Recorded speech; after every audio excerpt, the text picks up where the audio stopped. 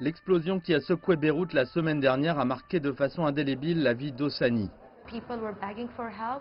Les gens mendiaient de l'aide et mes collègues ont été blessés. Je ne savais pas à qui demander de l'aide. J'ai été traumatisée et en même temps je voulais pleurer et je voulais aider les gens mais je ne savais pas quoi faire. C'était comme un champ de bataille. L'hôpital Saint-Georges, le plus ancien hôpital du Liban et l'un des principaux centres médicaux de Beyrouth, a subi tant de dégâts qu'il a dû fermer. Nous avons des dégâts de 100% des infrastructures de l'extérieur de l'hôpital, 80% de l'intérieur, 40% de dégâts sur les équipements médicaux. Nous avons donc une perte totale.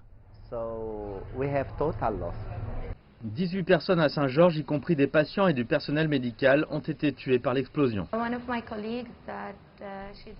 Une de mes collègues est morte. On a essayé de la réanimer.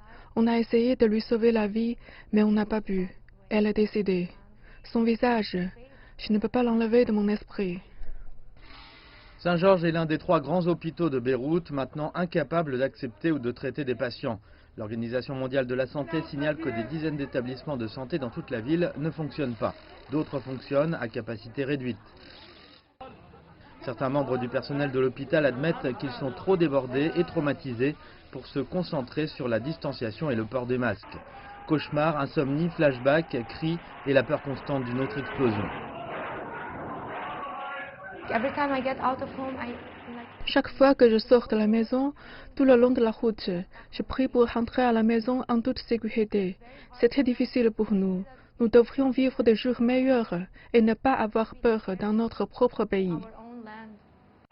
Les responsables de l'hôpital disent que la reconstruction de Saint-Georges pourrait coûter jusqu'à 40 millions de dollars. Il faudra des mois avant que l'ancien hôpital de 300 lits ne soit en mesure d'accepter de nouveau des patients.